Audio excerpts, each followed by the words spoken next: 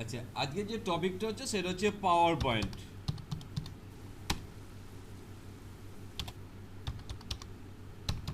এবার জানতে হবে পাওয়ার পয়েন্টের টাইপস অফ সফটওয়্যার, কী ধরনের, কী কাজে লাগে। ঠিক আছে, যেমন ওয়ার্ড কাজে লাগে ওয়ার্ড প্রসেসিং সফটওয়্যার, লেখার কাজে। এক্সেল কাজে লাগে ক্যালকুলেশন সফটওয়্যার, ক্যালকুলেশন পারপোজ। এটা কাজে লাগে প্রেজেন্টেশন পারপাস, নাকি? বুঝতে পারছো ব্যাপারটা? পিপিটি ফরম্যাট, প্রেজেন্টেশন ফরম্যাট, অর্থাৎ দ্যাট মিনস কোনো একটা টপিক ডিসকাশন চলছে, সেটাকে ভিজুয়ালাইজ করা বড় স্ক্রিনে, প্রজেক্টর স্ক্রিনে দেখানো, সেটাই মিডিয়া হচ্ছে পাওয়ার পয়েন্ট। তাই একে বলা হয় প্রেজেন্টেশন সফটওয়্যার। ঠিক আছে, এই সফটওয়্যারের যে অ্যাপসটা, যে অ্যাপ্লিকেশানটার মাধ্যমে যে ফাইলটা তৈরি হয়, তার এক্সটেনশন নেম থাকে either dot PPT or dot PPT or dot PPT x, নাকি? বুঝতে পারলে না? দুটো এক্সটেনশন হয়, হয় পিপিটি হবে না পিপিটি এক্স হয়। এবার বলতে পারে কী করে হয়, একটা অ্যাপসের দুটো ফরম্যাট হয় কী করে? না, একটা অ্যাপসের দুটো ফরম্যাট হয় না, এটা ভার্সান অনুযায়ী চেঞ্জ হয়। 2003 ভার্সান পর্যন্ত ডট পিপিটি নেয়, আর 2003-এর পরবর্তী যেসব ভার্সান চলে এসছে সব ডট পিপিটি এক্স হয়, ডট পিপিটি এক্স হয়। এই জন্য দেখবি আপার ভার্সানে যদি কাজটা করিস তাহলে কিন্তু লোয়ার ভার্সানে খুলতে চায় না, বাট লোয়ার ভার্সানে কাজ করলে আপার ভার্সানে খুলে নেবে। যে পিপিটি এক্স সাপোর্টেড সে পিপিটিও নেবে। লজিক ক্লিয়ার তো? হ্যাঁ, কোনো অসুবিধা নেই। এটা নিশ্চয়ই বুঝতে হচ্ছে এটা একটা পিক্টোরিক্যাল ওয়ার্ক, মানে আর্টিস্টিক্যাল পার্ট। যে যত সুন্দর ডিজাইন করবে সেটাই মার্কেট লুকিং হবে।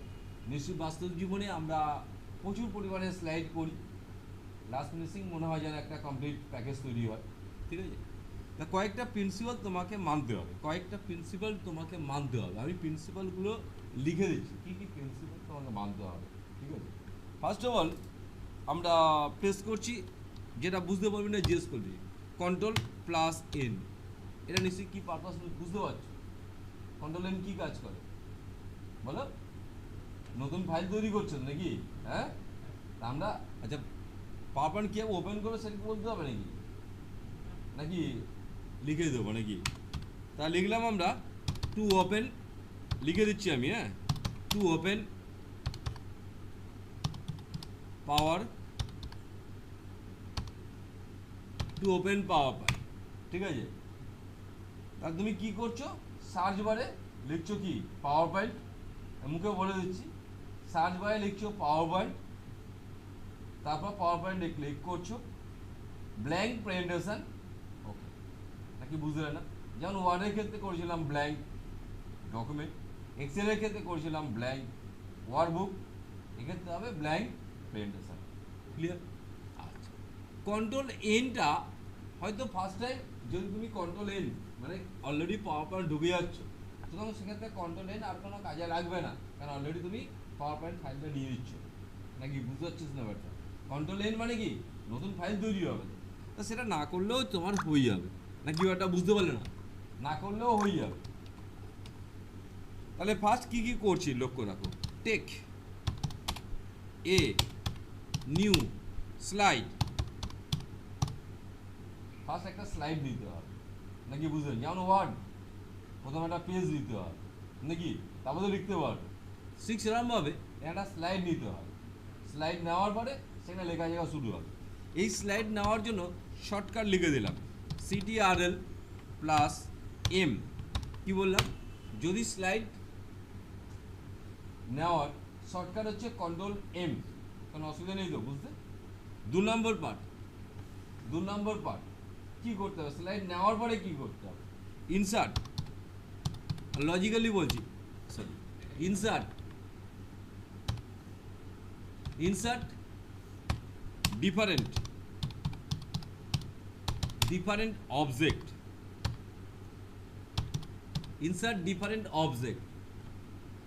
স্লাইড নেওয়ার পরে এবার বিভিন্ন অবজেক্ট ইনসার্ট করো। সেটা মেবি কি হতে পারে? মেবি টেক্সট, নাকি?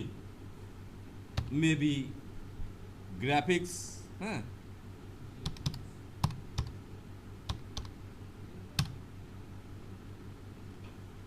হয়েছে, মেবি অডিও,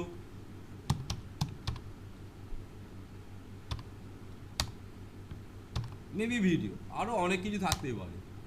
কি বুঝতে পারছো? মেবি ভিডিও, আরও অনেক কিছু থাকতে পারে। কোনো অসুবিধা নেই তো? কোনো অসুবিধা নেই। এতগুলো জিনিস থাকতেই পারে, তোমার যেটা লাগবে যেমন ভাবে ডিজাইন করে। 3 নম্বর পার্ট কি হবে? 3 নম্বর পার্ট ফরম্যাট,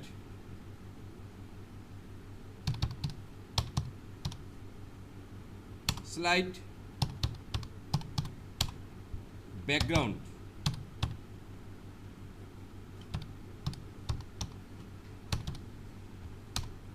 এটা মানেটা বুঝতে পেরেছো? স্লাইডের ব্যাকগ্রাউন্ড ডিজাইন চেঞ্জ করো, ঠিক আছে? Logic clear? যে স্লাইডে নিলে স্লাইডের ব্যাকগ্রাউন্ড ডিজাইন চেঞ্জ করো। 4 নম্বর পার্ট কি হবে? ফরম্যাট, আবার লিখছি ফরম্যাট অন ডিফারেন্ট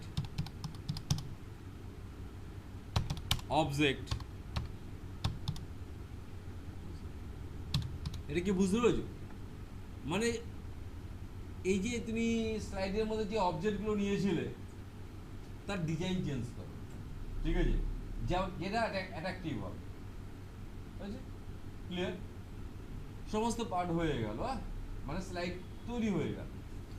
এরপর পরবর্তী পার্ট আসছে, স্লাইডের মধ্যে অবজেক্ট যেগুলো থাকছে সেই অবজেক্টগুলো ইউজারের সামনে কেমনভাবে ডিসপ্লে হবে, দ্যাট ইজ কল্ড অ্যানিমেশন। নাকি বুঝতে পারলি না? মানে স্লাইডের মধ্যে যে অবজেক্টগুলো দিয়েছো সেই অবজেক্টগুলো কেমনভাবে ইউজারের সামনে ডিসপ্লে হবে, দ্যাট ইজ কল্ড অ্যানিমেশন, ঠিক আছে? তারপর লিখবো PLACE প্লেস অবজেক্ট অ্যানিমেশন। বলো, বুঝতে পেরেছো? তারপর আমরা প্রতিটি অবজেক্টের মধ্যে অ্যানিমেশন প্লেস করব, হয়েছে? ক্লিয়ার সব? তারপর আমরা পরবর্তী পার্ট করব স্লাইড,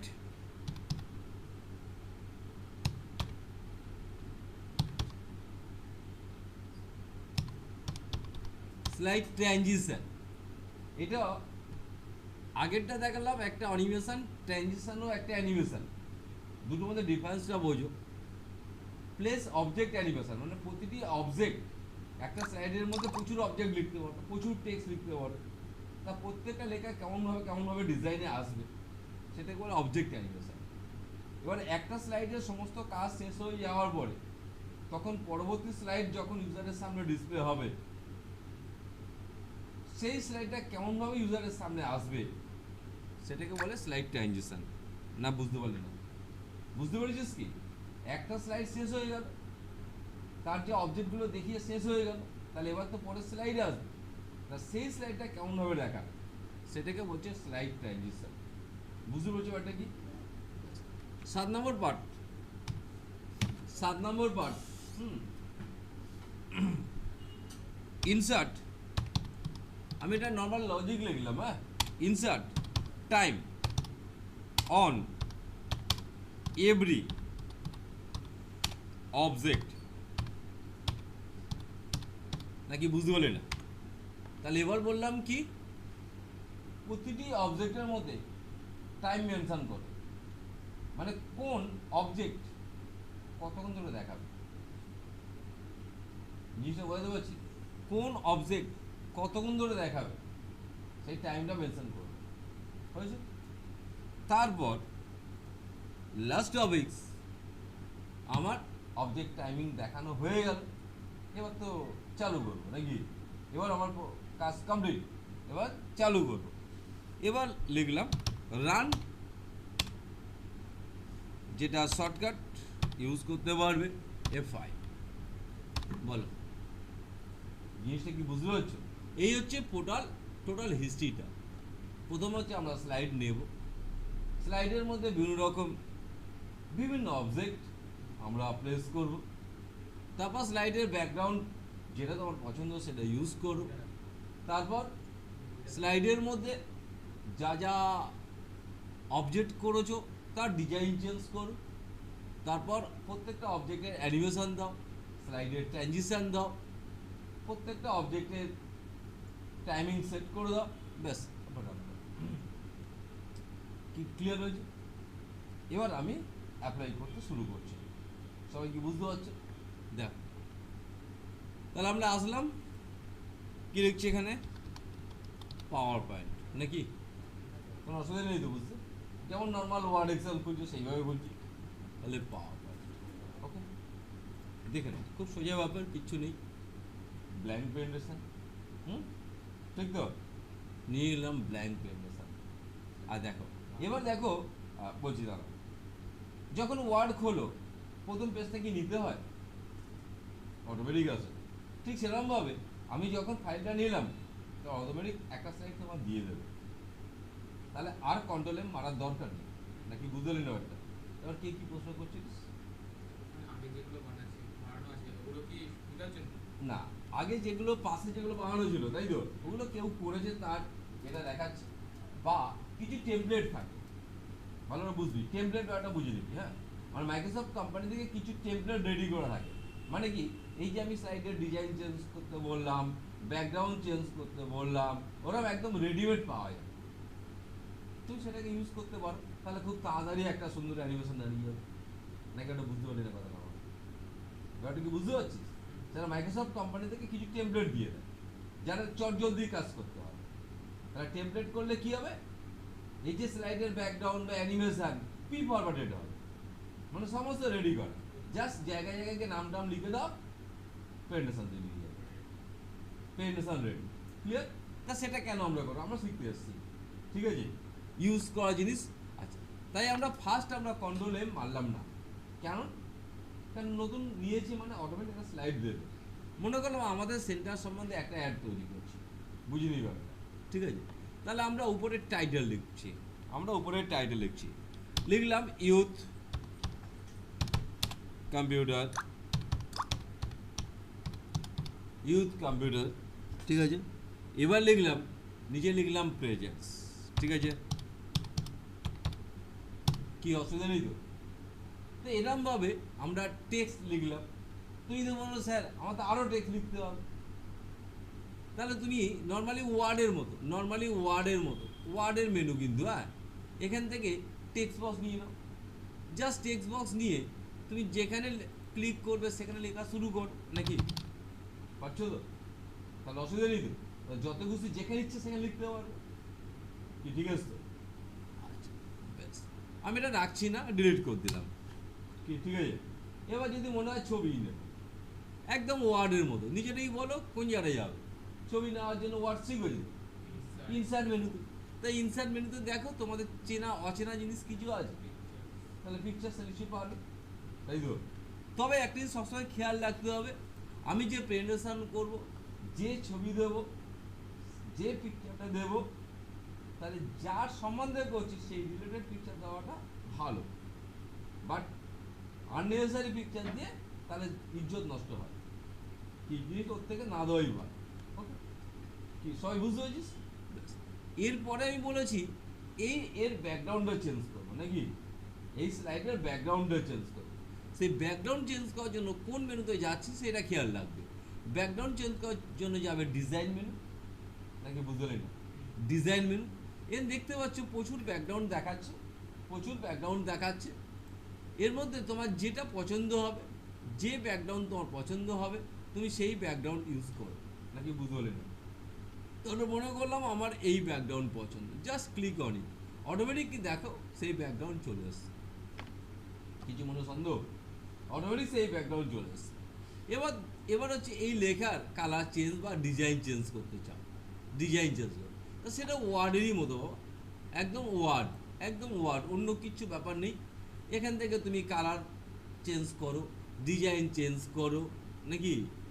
নতুন কিছু করছি কিনা দেখে নাও, নতুন কিছু করলে আমাকে বলো, এগুলো তো ওয়ার্ডই নাকি? এছাড়াও সেই যেগুলো বিভিন্ন টেক্সটের স্টাইল সেগুলো ইউজ করবে, জাস্ট ওয়ার্ড, ঠিক আছে? তা এরমভাবে আমরা লিখতে পারছি তো, নাকি? অসুবিধা নেই তো? এরকমভাবে যার যেমন ডিজাইন পছন্দ হবে সে তেমনভাবে ডিজাইনটা করছো, অসুবিধা নেই।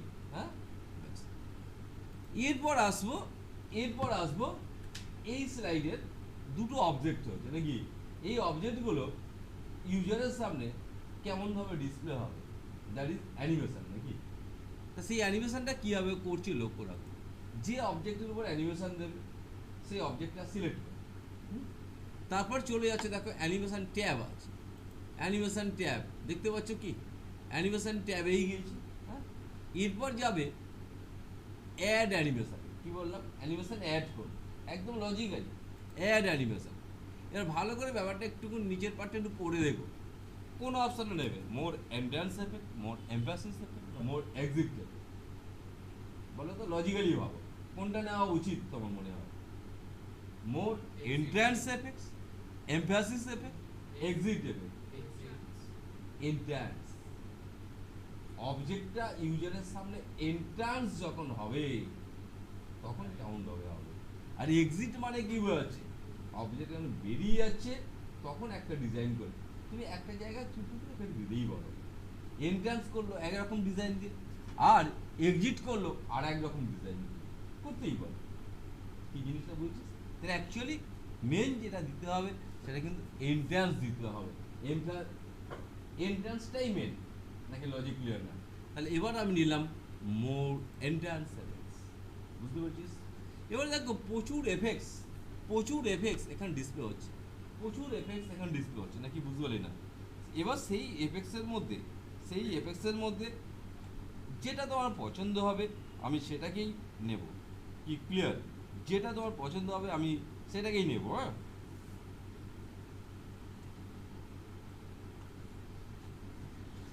হয়েছে? আচ্ছা দেখ, এখানে যখনই আমরা ক্লিক করব না এফেক্ট পাবি। এখানে দেখ, আমি লক্ষ্য রাখবি এখানে এফেক্ট পাচ্ছিস কি, লক্ষ্য রাখবি এই এদিকে একটু আছে, এদিকে দেখ এফেক্ট পাচ্ছিস তো, কি বুঝতে পারছিস কি এফেক্ট হচ্ছে তো? যেটা তোমার পছন্দ হবে, এরকম প্রচুর ধরনের এফেক্ট দেখতে পাচ্ছিস কি, যেটা তোমার পছন্দ হবে তুমি সেটাই নাও, কোনো অসুবিধা নেই। মনে করলাম এটাই রেখে দিলাম। এবার আসি প্রেজেন্সে, ওর জন্য অ্যানিমেশন করেছি প্রেজেন্সে। আবার আসি অ্যাড অ্যানিমেশন, ভালো লক্ষ্য রাখ, আবার আসিস অ্যাড অ্যানিমেশন। উনি কি বলছেন? এবার আসিস মোর এন্ট্রান্স এফেক্টস। হ্যাঁ, এটা ধরো আমি কি করলাম, কি করি আর কি, কোনো ধরো আমি ফ্লোর দিলাম, কি বুঝতে পারছিস?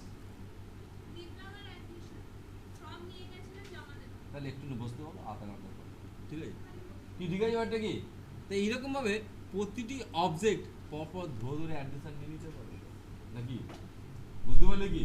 অসুবিধা নেই। আচ্ছা, এবার তোমার মনে হলো এই লেখাটা অ্যাট এ টাইমে একবার চলে এলো, নাকি বুঝতে পারলি? আমি চাচ্ছি একটা একটা করে ক্যারেক্টার আছে, বুঝতে পারছিস? বা আসার সময় একটা সাউন্ড দিয়ে আসে, এবার সেই কাজগুলো করবো, ঠিক আছে? একটা কি, তার জন্য বাঁদিকে একটা অপশান লাগবে, সেই অপশানটার নাম হচ্ছে অ্যানিমেশন প্যান। যদি না থাকে তাহলে এখানে লক্ষ্য রাখো অ্যানিমেশন প্যান আছে, এই অ্যানিমেশন প্যানটা ক্লিক করবে। তা দেখো বাঁ সাইডে তুমি এই টোটাল স্লাইডের উপরে যে কটা অ্যানিমেশন করেছো ডিসপ্লে হচ্ছে। তার আমি চাচ্ছি প্রেজেন্স লেখাটা একটা একটা করে ক্যারেক্টার আছে, তাহলে এখানে যাচ্ছিস, এর যাবি প্রপার্টিস, মানে এফেক্ট অপশানস, নাকি বুঝতে পারছিস না? এফেক্ট অপশানসই হবে, যে মেনু বারটা এলো সেই ব্যাপারটা খেয়াল রাখো। দেখো সাউন্ড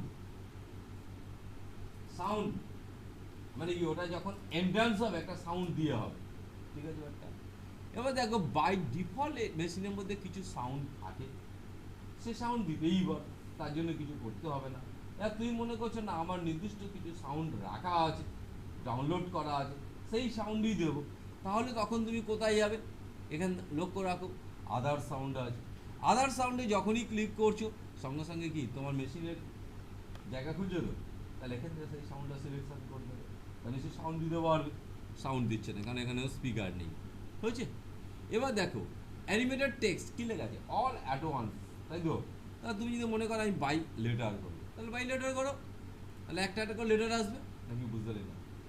এবার আমরা ওকে করলাম। এবার তুমি লক্ষ্য রাখবে এটা একটা একটা করে ওটাও নাকি, রিয়েল একটু পারলে গেল, লজিক ক্লিয়ার?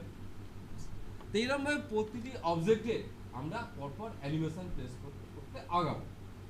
এরপরে আছে স্লাইড ট্রানজিশন, মানে একটা স্লাইড শেষ হয়ে পরের স্লাইডে যখন যাবে সেই অ্যানিমেশনটা কেমন হবে, কারণ এই স্লাইডের কাজ তো শেষ।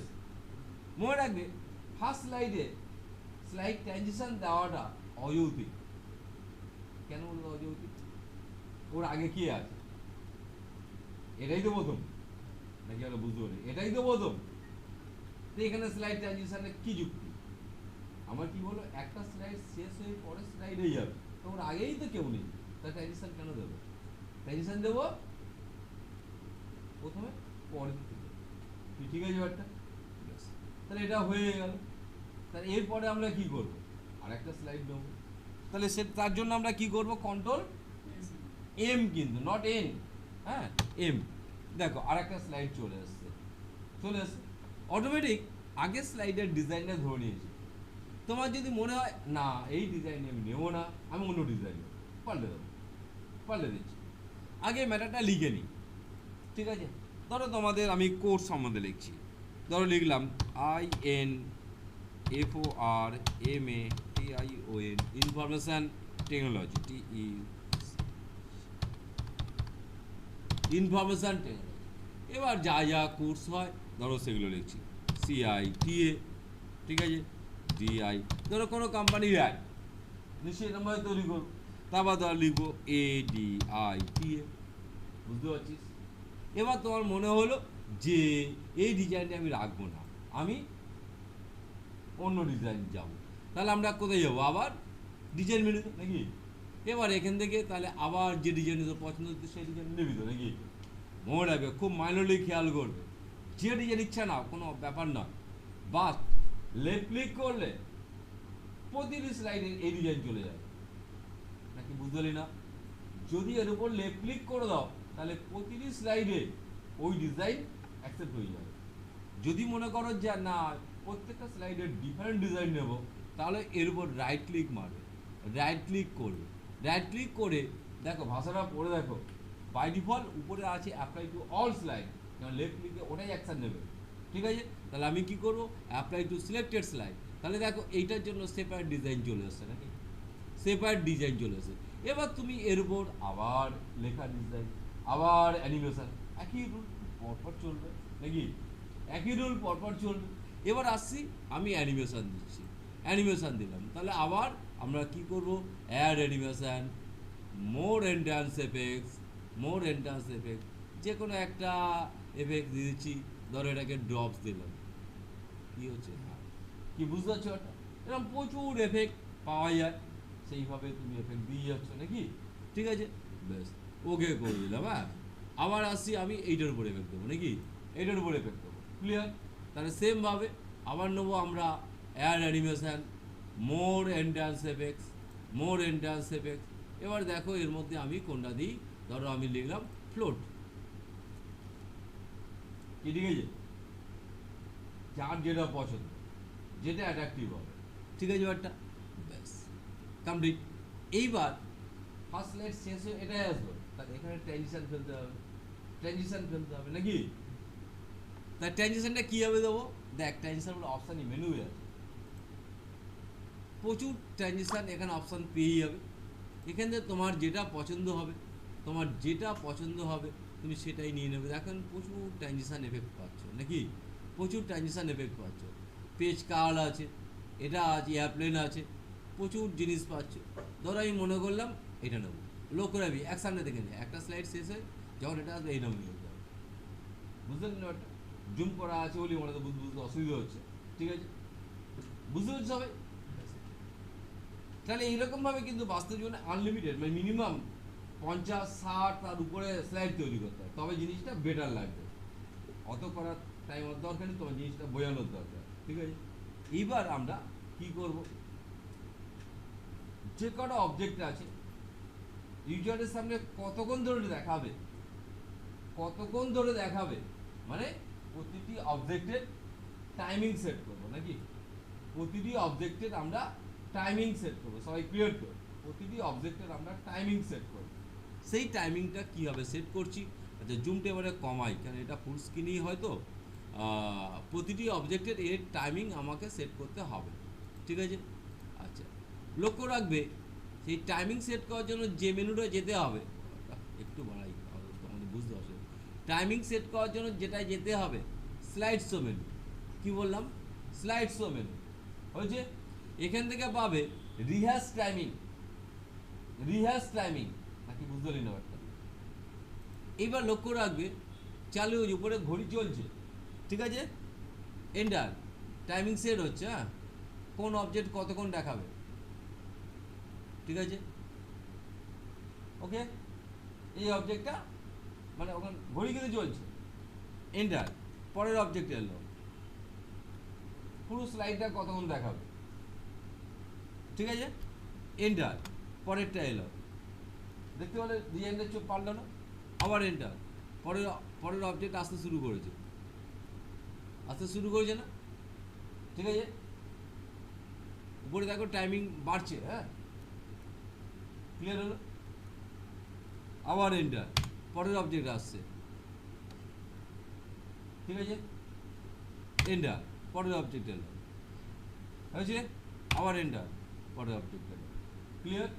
তো এরকমভাবে যতগুলো স্লাইড আছে পরপর টাইমিং ও টোটাল বলে দিল, টোটাল এত মিনিটের টাইম হবে, ঠিক আছে, বা এত সেকেন্ডের টাইম, বাস কমপ্লিট, হ্যাঁ, হয়েছে। এবার তোমার স্লাইডটা রেডি, স্বয়ংক্রিয়ভাবে চলবে, নিজের ইচ্ছায় চলবে। তা আমি এটাকে একটা কাজ করি, জুমটাকে একদমই আউট করে দিই। এইবার দেখো স্বয়ংক্রিয়ভাবে চলছে কিনা, তার জন্য আমরা প্রেস করবো F5। তার লক্ষ্য রাখবে ও নিজে নিজেই আসবে, এখানে আমার কিছু করতে হবে না, আসতে তো নিজে নিজে, যেমনভাবে টাইমিং দেওয়া আছে ও সেরকমভাবেই আসবে, না বুঝতে হলে বলবে, হ্যাঁ, যেমনভাবে টাইমিং দেওয়া আছে, ঠিক আছে।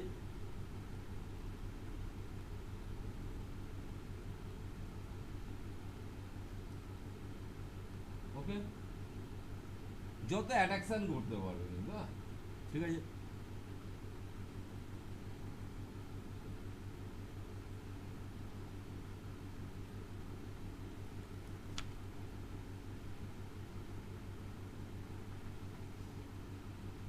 এর বাস্তব জীবনে কী হয় বলতো, এই স্লাইড কিন্তু বড় কোম্পানিতে হাজার হাজার স্লাইড থাকে, এগুলো সাধারণত কী দেখবি, মানে যেখানে ফ্রন্ট ডেস্কে বড় কম্পিউটার মনিটর লাগানো আছে, সারাক্ষণই চলছে, ঠিক আছে, সারাক্ষণ নতুন নতুন আসছে, কারণ ফ্রন্ট ডেস্কে কেউ ঘন্টার পর ঘন্টা বসে থাকে না, 10 মিনিট 15 মিনিট বসছে, ঠিক আছে। ওই মনিটরটা কিন্তু সকালে চালানো হয় আর কিন্তু বন্ধ হয় না, সেই যাওয়ার সময় বন্ধ করা হয়, তাহলে কী হবে, সারাক্ষণ চলছে। এটা দেখ অটোমেটিক হয়েছে, 2 হয়ে গেছে বা শেষ হয়ে গেছে, বন্ধ হয়ে গেছে, তা সেটাই তো বলবো, আর তো নেই, ওটা বন্ধই হবে। তাহলে অ্যাকচুয়ালি তখন আমরা কী করে দিই বলতে, লুপ করে দেবো। লুপ করে দেবো মানে কি, শেষ হয়ে গেল আবার প্রথমে চলে যাবে, আর সেটাও তোমাদের দেখিয়ে দিচ্ছি কীভাবে লুপ করে দেবে। স্লাইড শোর মধ্যে set up slide show, set up slide show, loop continuous until escape, যত না স্কেপ মারবে তখন তো চলতেই থাকবে, বন্ধই হবে, ঠিক আছে। তা কী বললাম, লুপ কন্টিনিউয়াস আনটিল স্কেপ, এই অপশানটা ক্লিক করো। এবার তুমি লক্ষ্য রাখো আগে যে অ্যাকশানটা দেখছিলে, এবার দেখো বন্ধ হয়ে কিনা, আগে তো বন্ধ হয়ে গেছিল, বন্ধ হয় কিনা দেখো, আর বন্ধ হবে না, কি বুঝতে পারছো, আর বন্ধ হবে না, ও কন্টিনিউ চলবে।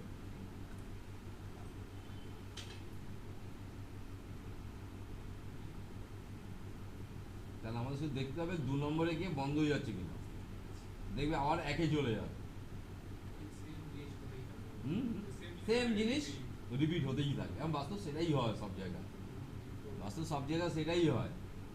সেখানে হাজারটা যদি ইয়েটা দেওয়া থাকে, চোখে পড়বে নাকি, বুঝছিস, ঠিক আছে, দেখবে ও আবার একে চলে আসবে। এবার যদি এই জিনিসটা তোর মোবাইলে চলবে? কোনদিন চলবে? মোবাইলে পাওয়ার পয়েন্ট আছে নাকি? তাহলে ডব্লিউ স্কুল না কি জানো ওটা কি একটা আছে না মোবাইলে চালানোর জন্য, কি অফিস চালানোর জন্য কি একটা অফিস 365 কি আর আছে না অ্যাপস? মোবাইলে যদি ওয়ার্ড এক্সেল করতে চাও ওরকম অ্যাপস পাওয়া যায়, ওই অ্যাপস নামাতে হবে তারপর চলবে। ঠিক আছে, কিন্তু যদি এটাকে আমি দেখ প্রথমে চলে আসবে, দেখতে পেয়েছিস কি, যদি এটাকে আমরা ভিডিও করে নিই তাহলে সব জায়গায় চলবে, বুঝছিস? ভিডিও করে নিতে হবে তাহলে চলবে। তা দেখবি কি আর ভিডিও করে এটা MP3 ফাইল হয়ে যাবে, ভাই MP4 ফাইল হয়ে যাবে। ঠিক আছে, তা তুমি চাইলে MP4 ফাইলে কনভার্ট করে নেবে। MP3 তো ভিডিও থাকবে না, শুধু অডিও থাকবে। MP4 হলে তাহলে অডিও ভিডিও সব থাকবে নাকি, তাই তো করবে না? ঠিক আছে, তা সে যদি করতে চাস আছে কি অপশান?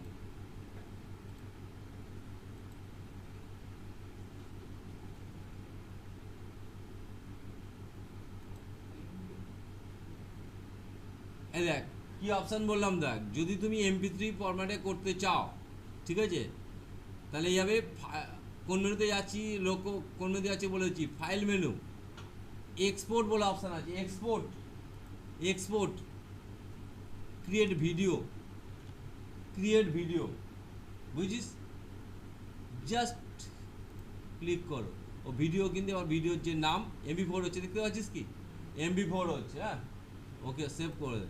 এবার কিন্তু হতে একটু সময় নেবে, কারণ মানে পাওয়ার পয়েন্ট থেকে MP4 এ কনভার্ট করছে, পাওয়ার পয়েন্ট ফাইল থেকে MP4 এ কনভার্ট করছে, কনভার্সন হতে যে সময় নেয় দেখো নিচে স্ক্রলিং হচ্ছে, ও কনভার্ট হচ্ছে। এবার এই ফাইলটা যেহেতু MP4 ফাইল সব মোবাইলেই নেবে নাকি, বুঝতে পারলি? তাই তো নেবে তো নাকি, সব মোবাইলে নেবে।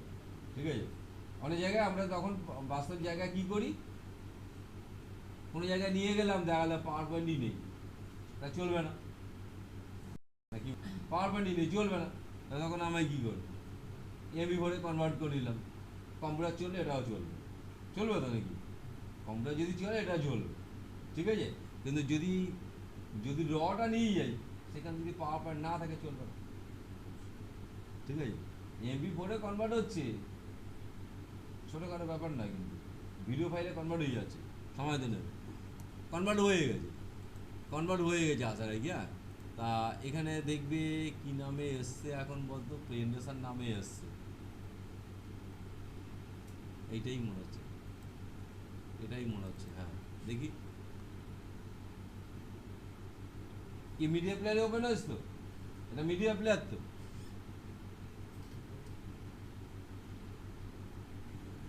দেখে নে কি মিডিয়া প্লেয়ারে চলছে তো, এরা নিশ্চয়ই যেখানে চালাও সেখানে চলবে, কি বলিস? কিছু অসুবিধা নেই তো? ঠিক আছে, যাই হোক তোমাদের এই ছোট্ট একটা পার্ট, এর এমন কিছু বড় জিনিস নয়, এটা এমন কিছু বড় জিনিস